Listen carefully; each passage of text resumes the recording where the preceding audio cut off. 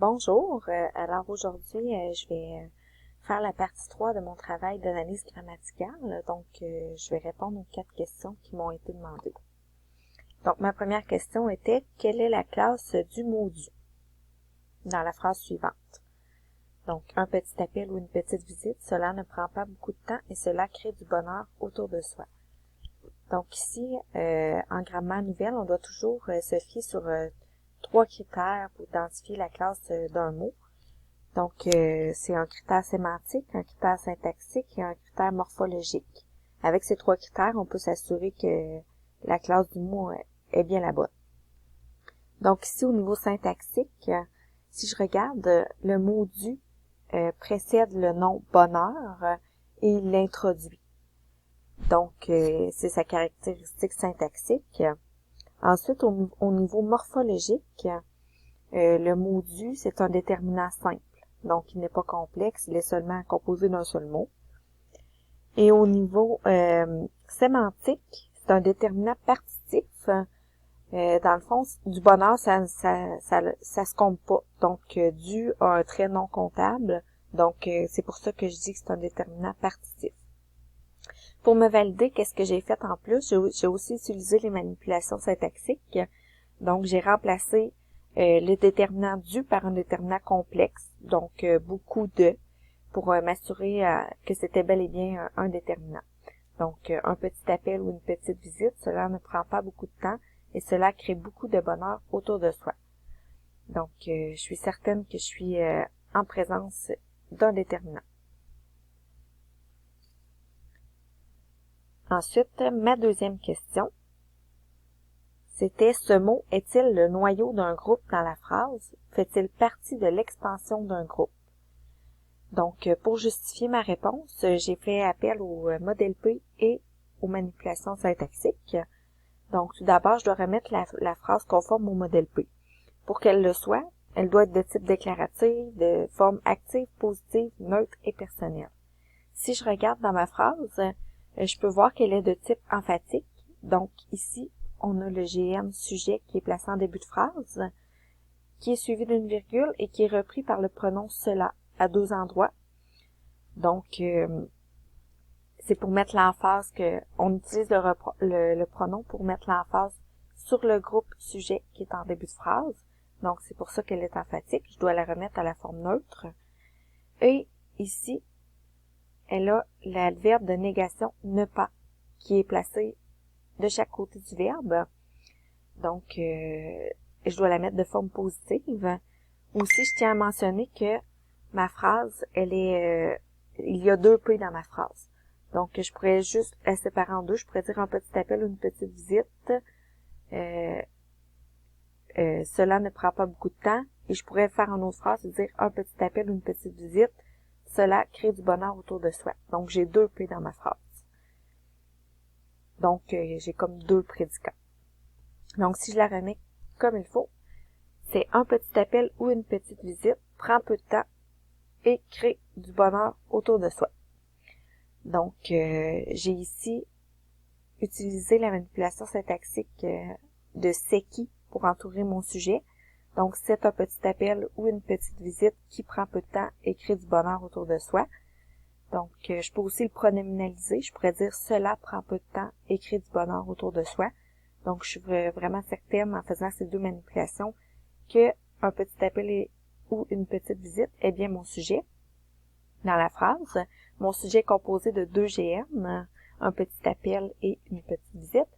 Et les 2 GN sont coordonnés par le OU. Le OU, dans le fond, il y a un rôle syntaxique de coordonner deux groupes qui sont au même niveau syntaxique, qui ont la même fonction, sujet, dans la phrase. Et le reste de ma phrase, c'est le prédicat. Donc, ici, comme je vous dis, il y a 2 P dans ma phrase, donc il y a deux groupes verbales, prend peu de temps et crée du bonheur autour de soi, qui sont coordonnés par le E qui a le même rôle syntaxique que le OU. Donc, qui est là pour coordonner 2 P qui ont ici, il va coordonner 2 P qui sont au même niveau syntaxique dans la phrase. Donc, ici, j'ai le verbe. Ensuite, ici, peu de, c'est le déterminant et le nom.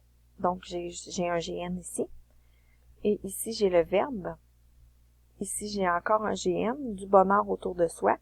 Et mon GN ici, il y a une expansion autour de soi qui est un groupe prépositionnel. Avec la préposition autour de. Donc, qu'est-ce que je peux en conclure? C'est que du bonheur autour de soi, c'est mon GN. Pour donner le nom au groupe, mon noyau, c'est le nom bonheur. Donc, c'est lui qui va donner le nom à son groupe.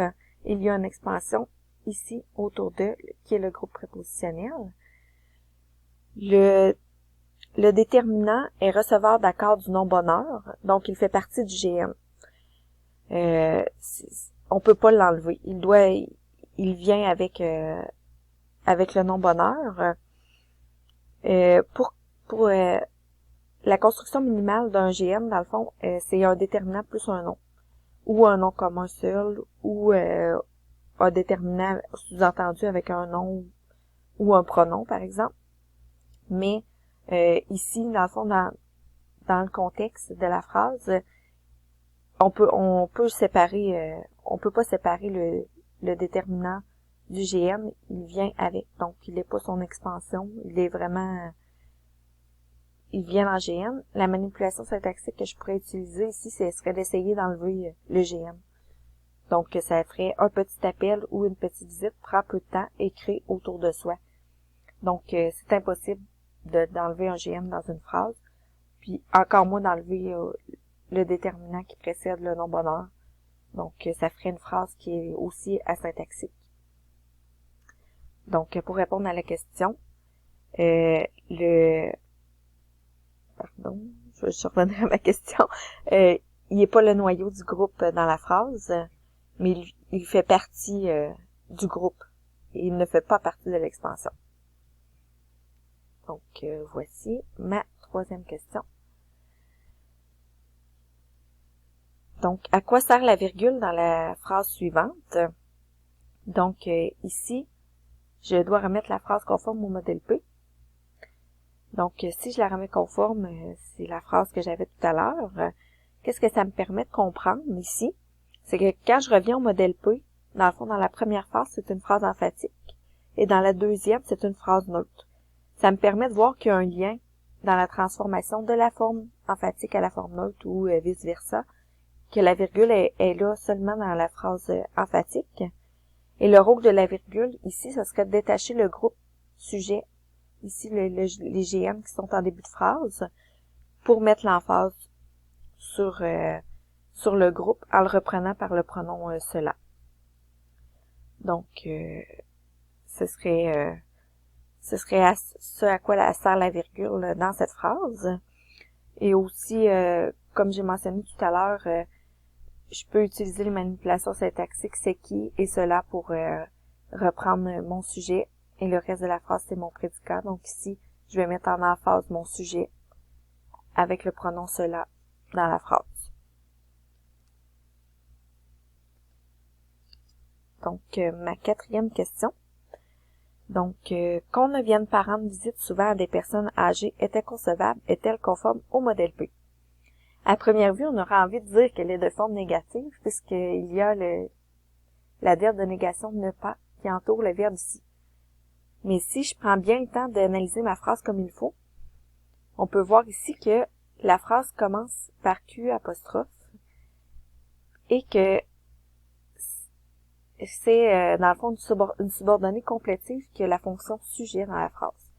Donc je peux l'encadrer par c'est qui. C'est qu'on ne vienne pas rendre visite souvent à des personnes âgées qui est inconcevable.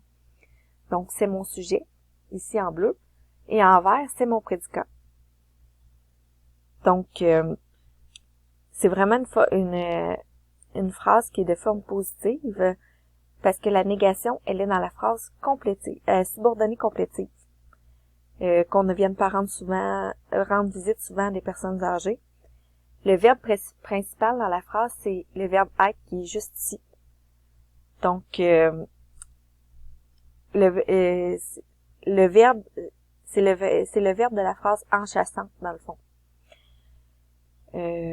le verbe principal, dans le fond, le verbe de la phrase enchâssante, il est pas encadré par les adverbes de négation. Excusez, je me suis trompée, là, mais dans le fond, c'est le verbe principal ici, puis il est pas encadré par des verbes par les adverbes de négation. Donc, j'ai porté une attention particulière à la place des adverbes de négation pour me rendre compte que finalement, car au début, j'avais pas fait la bonne chose, que finalement, la phrase, elle était conforme au modèle P. Donc, avec les manipulations syntaxiques et le modèle P, j'ai réussi à en déduire que la phrase, elle était bel et bien conforme au modèle P. Et aussi, le sujet précède le prédicat. Donc, elle est de type déclarative et de forme active, neutre, personnelle, et il m'en manque un. Voyons, de type active, de type déclaratif, de forme active, positive, neutre et personnelle. Donc, c'est tout. Donc, ici, pour la bibliographie, j'ai utilisé les chapitres du livre de mieux enseigner la grammaire, chapitres 2 et 10, et aussi le livre Les manipulations syntaxiques et les notes de cours de Marie-André Laure dans le cadre du cours Grammaire française de base pour l'enseignement. Donc, je vous souhaite un bel été et merci d'avoir pris le temps de m'écouter.